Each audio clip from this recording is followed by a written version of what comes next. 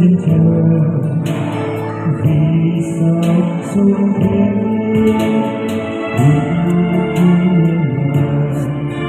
lấy xin con để xuống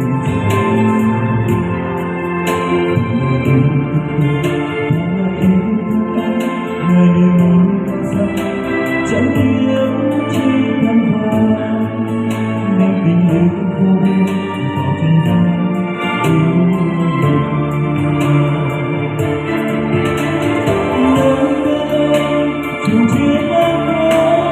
Chúa Giêsu mang mình là con người tình yêu con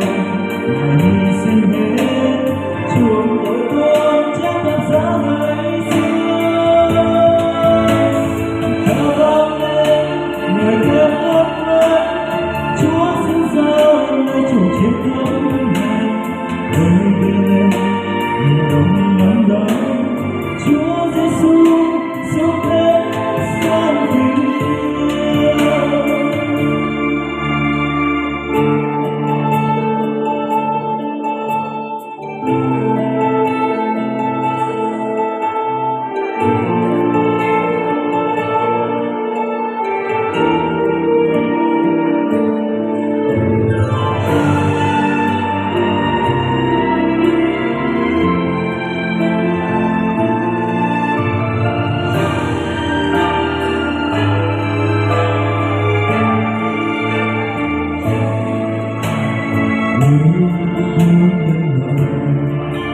ngày sinh con mình để xuống trời ngày yêu thương anh người đi mong cao xa chẳng biết chi thân vàng nên tình yêu vô biên vào chân gian cứu người chung chiến mất có Chúa Giêsu mang mình là con yêu con ngài hy sinh hết chuộc tội con chết thập giá ngày xưa khao vang lên người kết ước Chúa sinh ra nơi chủ chiến công đời về mùa đông nắng đó Chúa Giêsu sống hết gian vì người chung chiến mất con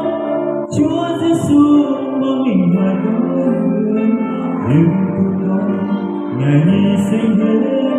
chuộc tội con chết thập giá ngày xưa khao vang lên người kết ước Chúa sinh ra nơi chủ chiến công đời về mùa đông nắng đó Chúa Giêsu sống hết gian vì Chúa Giêsu sống hết gian vì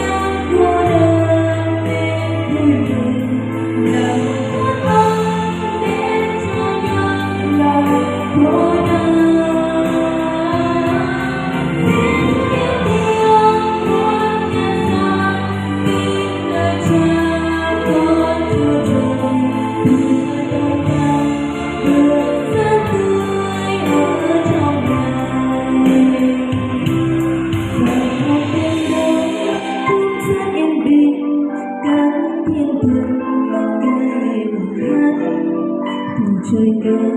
Giêsu Giáng sinh xuống nơi chuồng chiên một đồng nghe tiếng tiếp đến tim Ngài thay con trời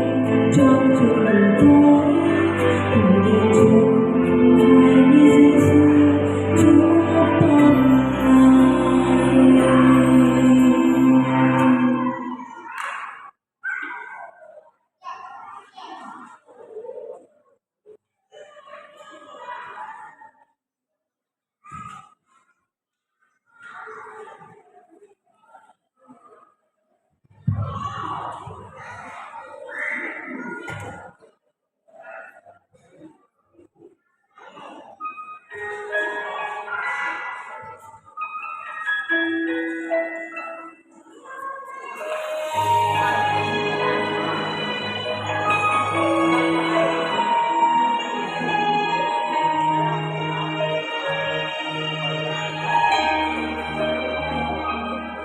Vì tình yêu Giêsu đã đến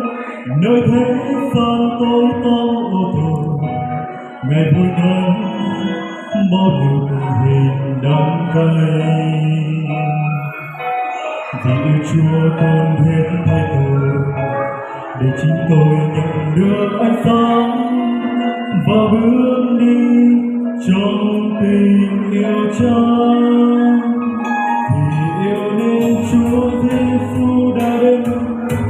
nơi thế gian tối tăm tuyệt vọng, Ngài thương xót bao cuộc đời đớn đau. Tình yêu Chúa tha thiết đêm ngày, chẳng biết ai tìm về ăn năn, lòng bình an tâm hồn thỏa vui. Chúa yêu thương toàn đời hư mất, người ngôi hiến vinh Giáng sinh làm người. Gô-gô-tha Giêsu tôn hiến, vì tôi với ai, vì tôi với ai. Niềm đau Giêsu mang trên đôi cao, bao đâm vào hồng nguyên Chúa tuôn tràn, là rồi đau thương Chúa cam chịu, vì Chúa yêu người đội như tôi. Chúa kêu gọi anh tìm về bên Chúa, đổi lối tâm linh trong ân ngàn, đời anh trong tay Giêsu nhân từ môi thắm tươi.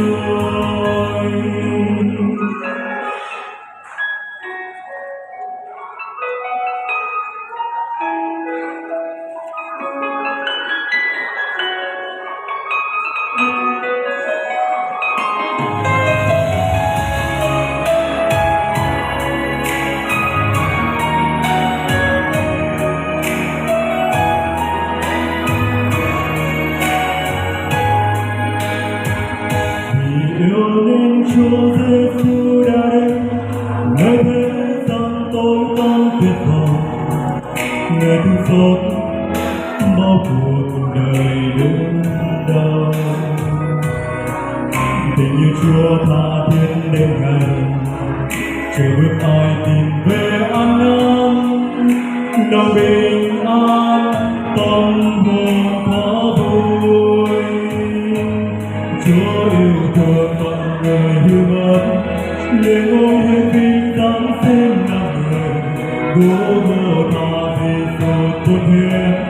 vì tôi với ai, vì tôi với ai. Niềm đau Giêsu mang trên đôi cao, bao đâm vào hồng nguyên Chúa tuôn tràn, là tôi đau thương Chúa cam chịu, vì Chúa yêu người tôi như tôi. Chúa kêu gọi anh tìm về bên Chúa,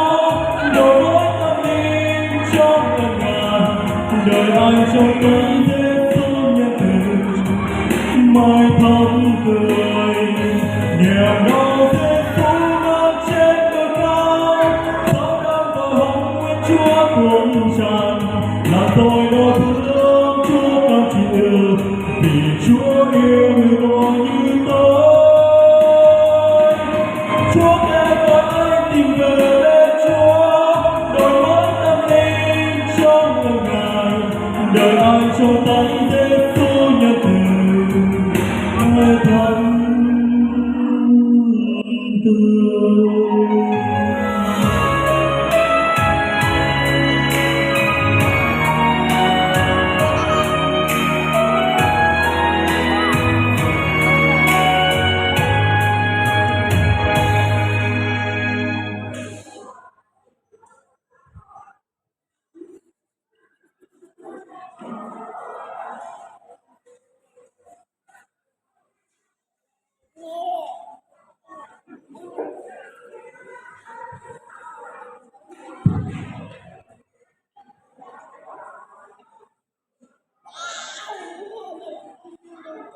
Kính thưa quý vị, chúng ta đã được nghe những lời ca tiếng hát, lời khen về sự giáng sinh của Chúa Giêsu trong buổi tối ngày hôm nay. Ước muốn rằng quý vị sẽ đón nhận Chúa và mời Chúa gửi vào đời sống của mình, để cho mùa Giáng sinh năm nay sẽ là một mùa Giáng sinh thật sự phước hạnh và ý nghĩa trên đời sống của mỗi chúng ta. Và cũng thay cho ban tổ chức chương trình, xin gửi lời cảm ơn chân thành